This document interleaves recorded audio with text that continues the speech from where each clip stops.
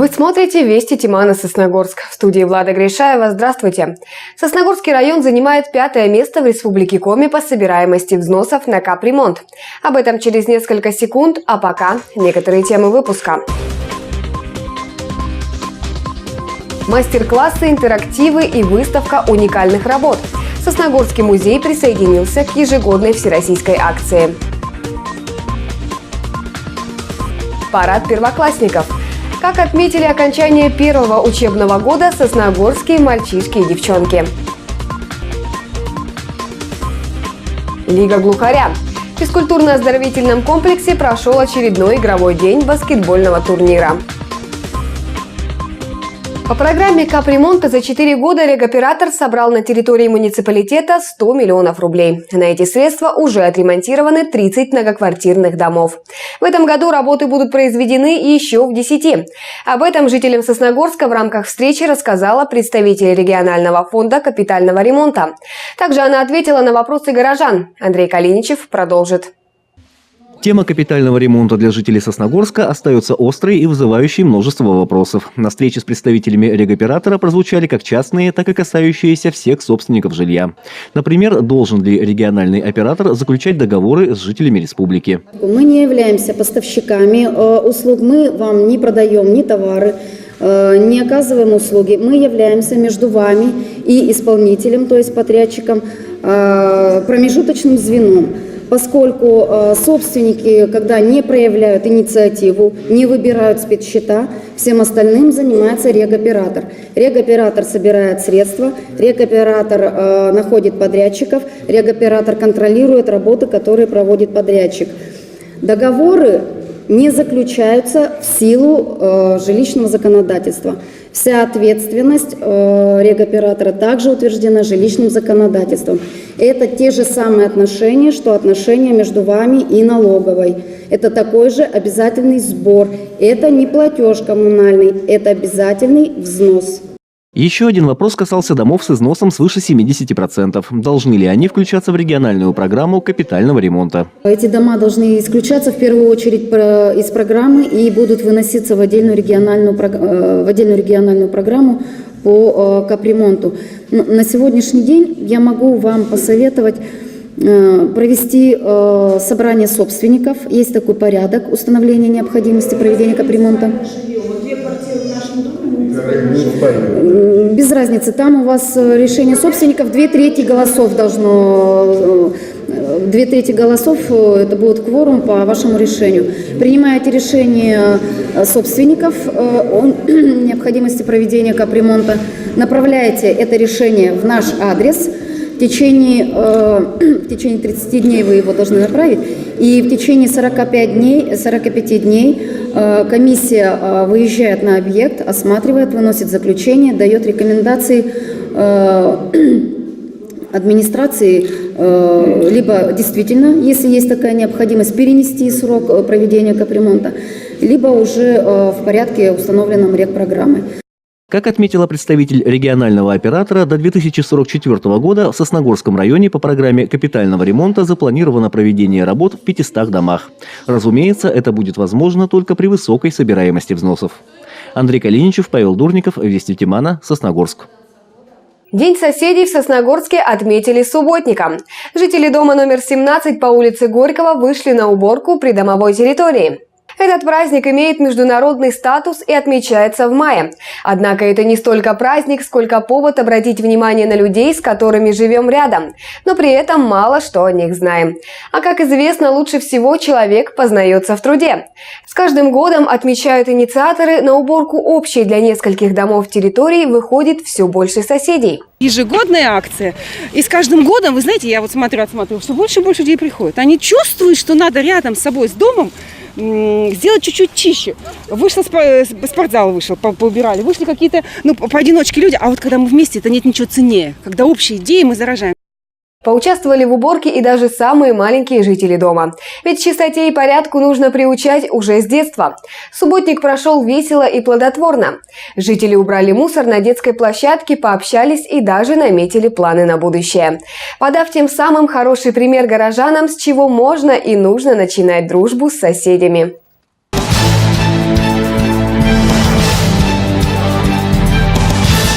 Праздник окончания самого волнительного учебного года для всех первоклашек Сосногорска прошел в Доме культуры. «Горизонт» собрал в своих стенах сотни мальчишек и девчонок, которые шагнули в этот день на ступеньку вверх. Уникальное в своем роде мероприятие позволило собрать вместе всех первоклассников этого учебного года. Самая первая и официальная часть – парад. Под аплодисменты своих мам и пап, бабушек и дедушек первоклашки строем выходили в зрительный зал. Друг за другом, школа за школой.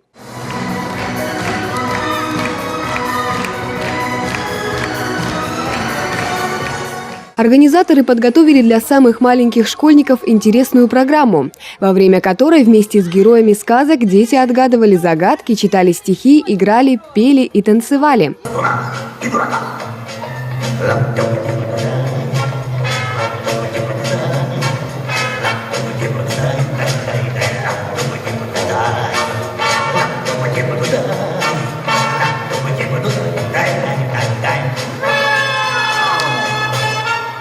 Вместе с Незнайкой малыши отправились на поиски волшебного звонка, который похитила злобная королева-единица. Но благодаря активному участию и смекалке первоклашек звонок все-таки удалось вернуть. Чтобы закончить год учебный, пусть прозвенит звонок волшебный.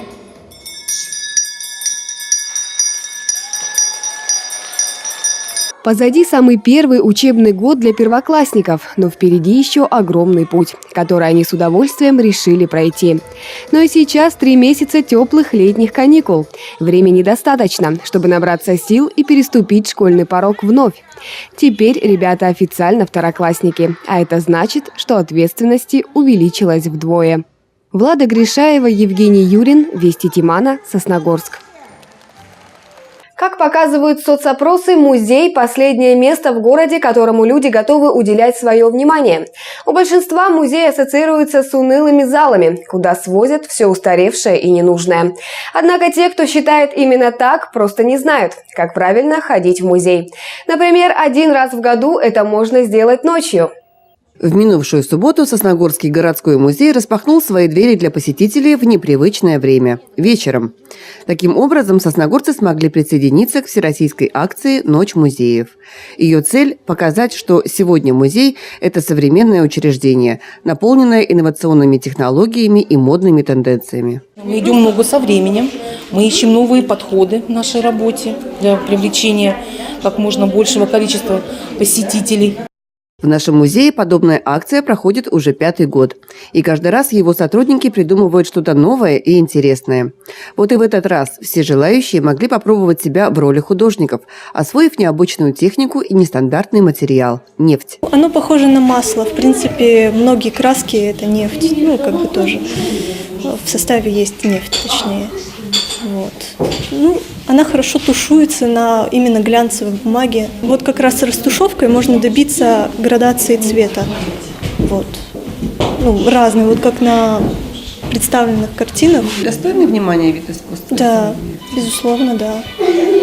Нефть – это как бы богатство нашей республики. Почему, ну, как бы не использовать его в картинах? Еще один мастер-класс – изготовление цветов из фоамирана.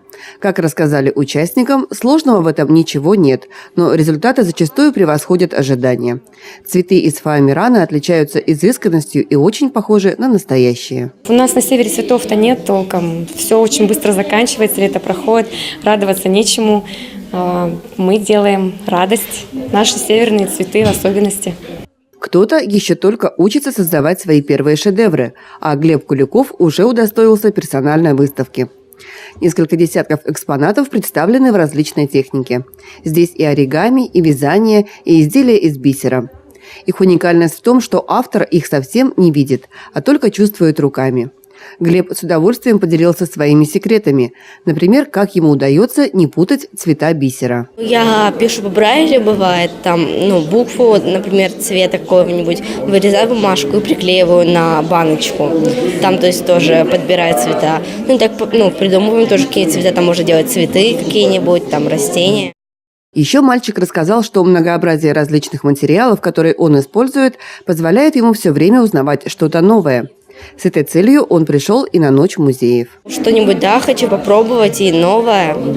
что каждый человек, он показывает, что он умеет делать. И я тоже других учу то, что я могу сделать.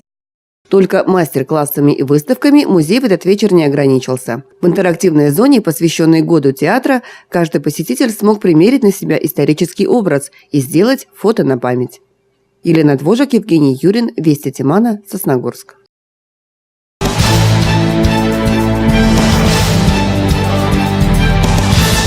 Теперь о спорте. В Сосногорске продолжаются игры по баскетболу в рамках регулярного сезона Лиги Глухаря 5х5. Очередные встречи прошли в минувшую субботу. В этот раз на паркет физкультурно-оздоровительного комплекса вышло 10 команд. Игровой день открыла встреча команд Ухтинского района. Ухтинская команда УЭМС сегодня обыграла Ярикский Шахтер. Это две сильные команды. Игра должна была быть напряженной, но так получилось, что УЭМС намного превзошли соперника. Они в этом году собрали более хороший, сильный состав, чем в прошлые годы. Даже и раньше у них удавалось всегда попадать в призы, быть чемпионами, поэтому они, наверное, на данный момент одни из лидеров лиги. В этом регулярном сезоне участвует одна женская команда. В минувшую субботу ухтинские лисицы встречались с черными ястребами из Сосногорска. Да, у нас одна женская команда заявилась на турнир. Мы не против, мы стараемся, чтобы все желающие играть в баскетбол имели возможность играть на турнире. Девочкам сложно играть, конечно, то есть физически они еще и молодые, и физически не такие сильные, как парни. Но они хорошо попадают, точные броски им удаются с любых позиций, поэтому за ними интересно наблюдать. По словам организаторов, первая часть игр завершится в начале июня и продолжится уже в августе. Тогда команды будут разделены на 2 дивизиона. Соревновательным путем команды поделятся на 2 дивизиона. Один элитный, сильнейшие команды будут играть друг с другом, а один лайт, мы его назвали. Это будут команды, которые не смогли пока показать высокий уровень игры. Они будут играть между собой, то есть будет еще больше напряженных матчей, еще интереснее противостояния будут. При этом сами игры по баскетболу не прекратятся. В течение лета будет проходить Лига Глухаря 3х3. Он вообще популярный, массовый тоже, в него доступно играть всем. Там игра немножко другая, то есть более динамичная, где-то может даже поинтереснее, то есть больше игры 1 на 1, меньше тактики, больше скорости, то есть это интересный вид баскетбола. В Сосногорске завершился республиканский турнир по футболу на призы клуба «Кожаный мяч». Игры проходили на прошедшей неделе. Среди участников ребята 6-7 годов рождения. По итогам серии встреч золото в копилке сосногорских спортсменов. Серебро и бронзу взяли ухтинцы. Футболисты показали красивую, а главное – азартную игру. Конечно, именно для развития футбола в Сосногорске и в Сосногорском районе соревнования, конечно, очень важны. Тем более, сами понимаете, что это всероссийский турнир. Приезжают не только республиканские команды с Республики Коми, но еще и с Архангельской области, с близлежащих регионов нашей страны. Поэтому, конечно, это колоссальные соревнования, уровень, во-первых, для детей, да и вообще для развития спорта, вообще футбола в России в целом. Не сказать, что только для Сосногорска эти соревнования важны, вообще для нашей страны эти соревнования важны. Параллельно с этим турниром за призы клуба «Кожаный мяч» боролись команды 4 и 5 годов рождения.